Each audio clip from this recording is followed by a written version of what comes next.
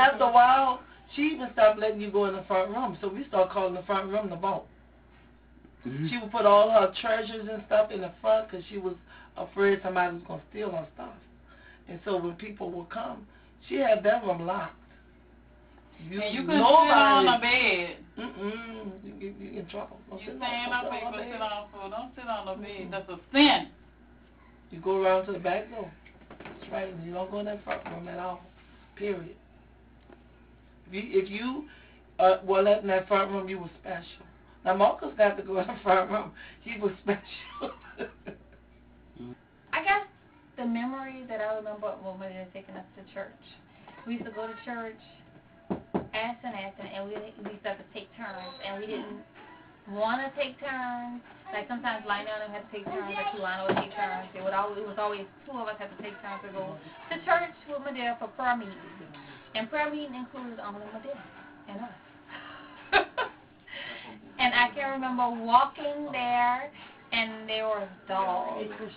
Always having dog boots, and Madea was always carrying a stick with the dogs to keep them away. So I don't know. I guess when I think of Madea, I always think of getting up early in the morning, going to church. And nobody wanted to go.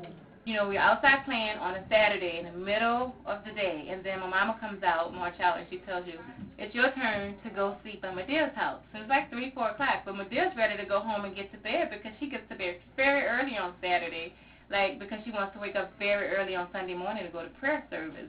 So that was very rough to have to stop playing. I'm a kid, and I want to stay outside and play, to go sleep over at Madea's house just to walk with her to prayer meeting. And I always wonder what was the whole purpose of that. I felt like we were sort of like her protector, but I'm a kid, so how can I protect her? So we would walk from the Mistletoe Street house to St. Anthony, and not that that's a far walk, but it's like dark. We were leaving really, really early, like 5:30, 6 o'clock in the morning, so the sun hadn't risen yet, you know. And it's just me and her, and it was pretty spooky, actually. Don't know why we had to do it, but it was very rough as a child. Okay, my favorite moment of Madea is when the Riverwalk first opened up downtown New Orleans. And so my mom took me, my sister Andrea, Tiger, and Lillian. We all went down there to see the mall, and Madea went with us. And so we had a normal day. We were walking through the mall, and then for whatever reason, there was a live band inside the mall. They were setting up when we first got there. When we were leaving, they started to play. And so just out of nowhere, nobody was dancing. The band was just playing in the mall, and Madea just started doing a huckabug. A boom, she'll sing something like that, some song I never heard of. She'll tell you, I run you in. She likes to dance. She put her bag down and she started jamming right in the middle of the mall. And we were little, so we were like embarrassed because nobody even knows what the huckabug is except for Madea, but she was doing it. And then the next thing we knew, it was a crowd of people around her. She was jamming, and then we kind of got into it and was like, yeah, go Madea. She was jamming. My favorite moment was Madea singing, Come Ye This Console. And let me tell you how she used to sing it. Come ye this console, where he languished. Come to the mercy seat. That's all I know, but that was my favorite moment. Come ye this console. Thank you very much. But there was a nurse, and an old school nurse, and sort of a cross between a nurse and a witch doctor. I mean, but they would give you some stuff that would make you better, but you wasn't sure whether or not it was going to kill you or not. Her cure for everything was a penicillin shot and an enema. But they can cure anything with a penicillin shot and an enema. And she was always willing to give both. Remember when we used to live in Harvey, when they used to come over and give us our shots?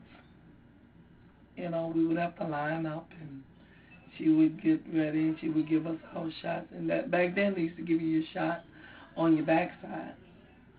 And then we used to have castor oil parties where she would mix the castor oil in the orange juice and we would have to drink that. That would be like maybe once or twice a year. We used to do that. Okay. She was a nurse, as I was myself.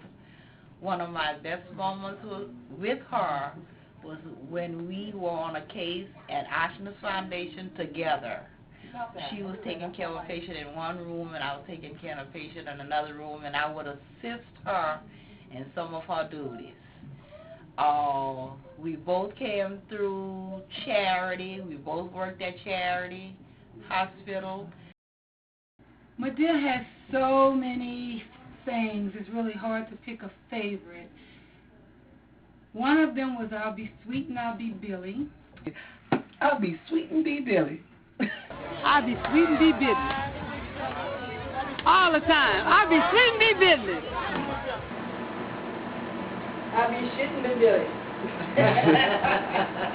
Wait, what? Well, I'll be shit and be Billy.